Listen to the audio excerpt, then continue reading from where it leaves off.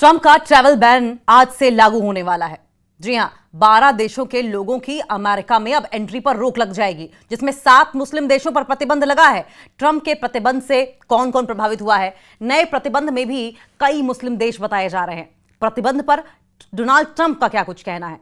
पहले भी इस तरह का प्रतिबंध डोनाल्ड ट्रंप ने लगाया था। कई देशों में नाराजगी है इस फैसले को लेकर। अमेरिका में भी इस बात की आलोचना हो रही है। दरअसल नए यात्रा प्रतिबंध में भी कई मुस्लिम देश शामिल हैं। ट्रंप ने इस प्रतिबंध का हमेशा यह कहकर बचाव किया कि इसका मकसद देश की रक्षा करना था। यह मुस्लिम विरोधी पूर्वाग्रह पर आधारित नहीं था। हालांकि ट्रंप ने व्हाइट हाउस के लिए अपने पहले अभियान के दौरान मुसलमानों पर खुले तौर पर प्रतिबंध लगाने का आह्वान किया था। अमेरिकी राष्ट्रपति डोनाल्ड ट्रंप ने 12 देशों के नागरिकों की अमेरिका में एंट्री पर पाबंदी लगा दी है। यह फैसला देश को विदेशी आतंकियों से बचाने के नाम पर लिया गया है, जिसमें अफगानिस्तान, ईरान, सोमालिया, यमन जैसे देशों के नागरिकों को अब वीजा नहीं मिलेगा। ट्रंप की इस सख्त नीति की दुनिया भर में आलोचना हो रही है, जबकि अमेरिकी विपक्ष ने इसे अमानवीय बताया है। यह फैसला सोमवार से लागू हो गया है। इस कदम को ट्रंप की इमिग्रेशन विरोधी नीति का हिस्सा माना जा रहा है, जिससे कि दुनिया भर में अब बहस छिड़ गई है।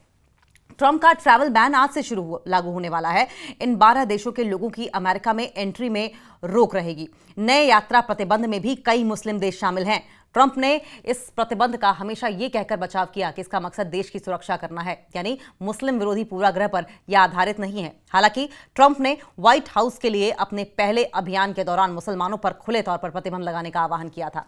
बुधवार को प्रतिबंध घोषित किया गया। अफगानिस्तान, म्यांमार, चाड, कांगो गणराज्य, Equatorial Guinea, Eritrea, Haiti, Iran, Libya, Somalia, Sudan और यमन के नागरिकों पर लागू होता है।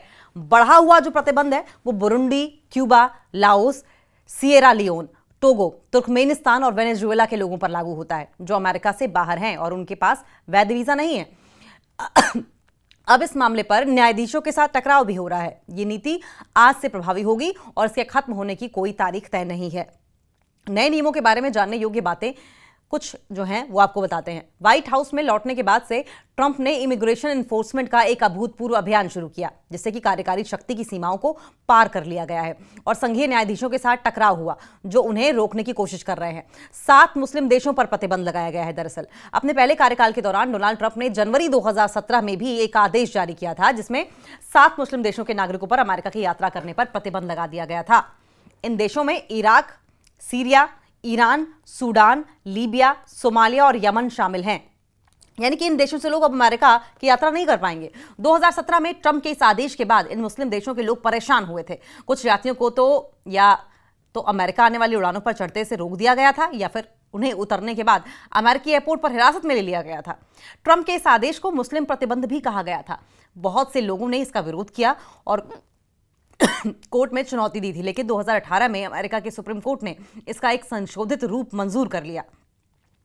ट्रंप के प्रतिबंध से अब कौन कौन प्रभावित हुआ है? दरअसल उस दौरान ट्रंप के प्रतिबंध से ईरान, सोमालिया, यमन, सीरिया और लीबिया के विभिन्न श्रेणियों के यात्री और अप्रवासी प्रभावित हुए थे। इसके अलावा उत्तर कोरिया और कुछ वेनेजुएला के सरकारी अधिकारियों और उनके परिवारों पर भी इस प्रतिबंध का असर नहीं हुआ था।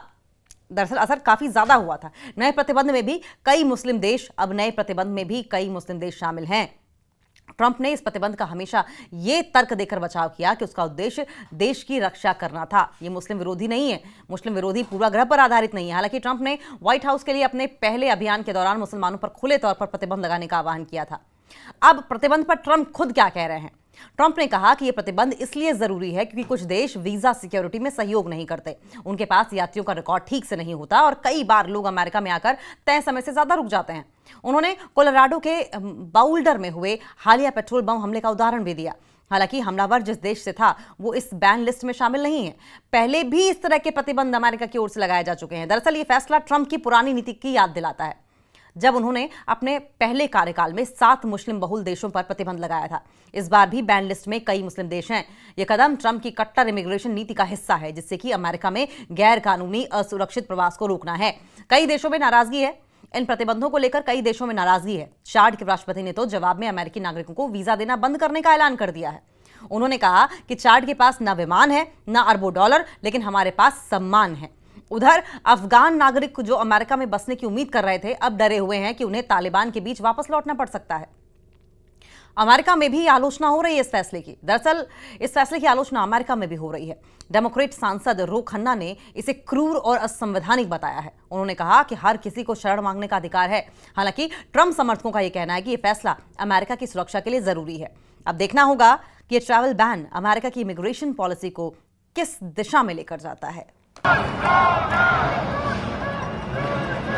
Justice!